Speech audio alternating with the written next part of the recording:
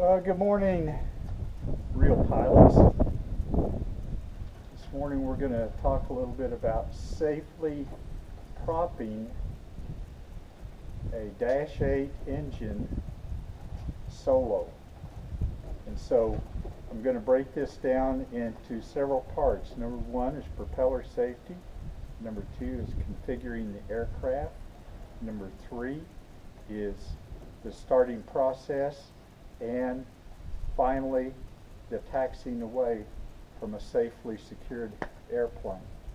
And first off is propeller safety.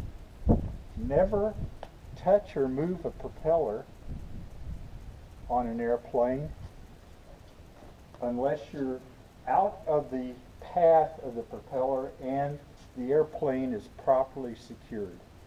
There's so many of the websites and discussions out there that you can get on that talk about serious injuries, close calls, and fatalities from people getting hit by a propeller. Even though the mag switch is off, never trust a magneto switch. It doesn't matter whether you're talking about a 185, 182, 172, a Piper Cub, a Champ. It doesn't matter whether it's a brand new switch on your dash or a 1940s version like this one in the Cub here. This is a 43 J3 Cub. It doesn't matter. That switch does not always work. The switch may be faulty like this one is sometimes, or it could be a broken P lead that does not ground out the magneto.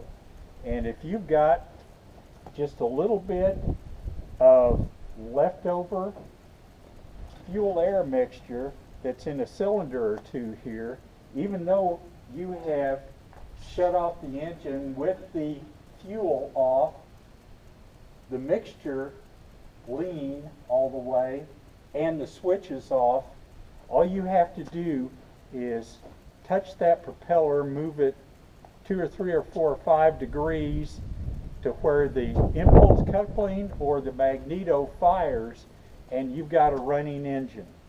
And even if it's a little 65 horse Continental like this one is, that's an A65-8, or whether it's a larger engine, it can kill you. So that's number one. Don't touch and move a propeller unless you are out of the way of the propeller and the airplane is properly secured. That's rule number one. Second thing is that when you solo start by hand propping an engine, you need to properly secure the aircraft. And out here at this little airstrip where I fly from, almost all the time I'm the only one here on the airstrip or even close by. And so what I have is some fairly healthy wooden chocks that I have placed under the wheels. This one's a little bit off there. And I honestly believe that if the airplane's properly chalked, this airplane properly chalked, even if I would run it without any other constraints on it up to 2,000 RPM, it probably would not move. But just in case, I have a chain that is fixed to one of the girders of the hanger back here. And I always chain up the tail wheel. Not only chain it up, but I've got it taut, so that if it were to start and jump the chocks, it would not have a run at that chain before the chain would stop the airplane by holding that tail wheel. So those are some of the things that are good with the airplane.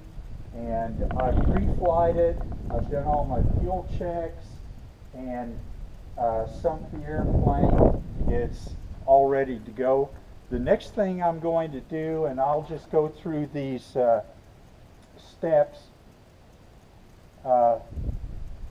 for starting the engine is I'm going to make sure the switch is off, the throttle is closed. I'm going to give it some prime since this is the first starting of the day, and then I'm going to pull the prop through, keeping my hand back from behind.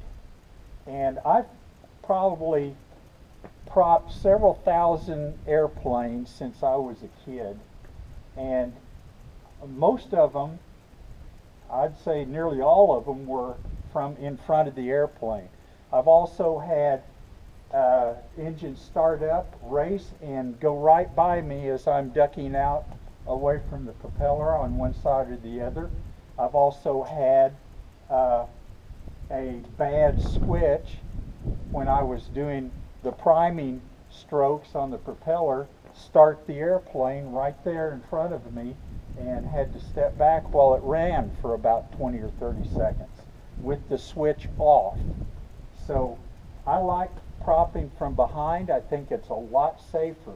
One of the reasons is that I'm standing here against the airplane, and I've got access to 3 controls.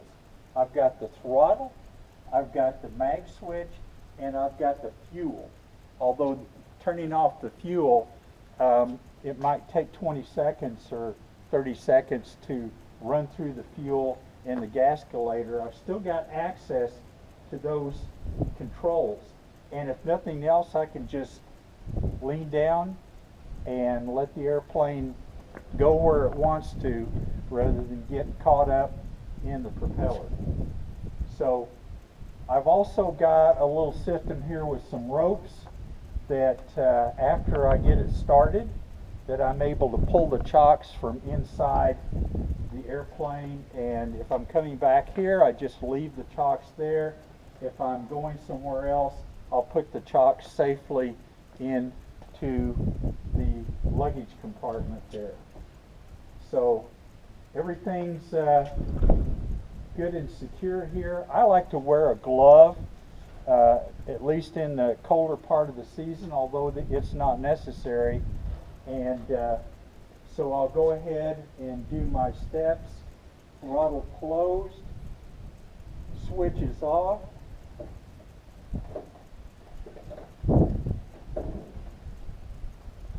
Priming the normal amount. Since this is the first time of the day, and I'm going to pull the prop through, keeping my hand out of the way.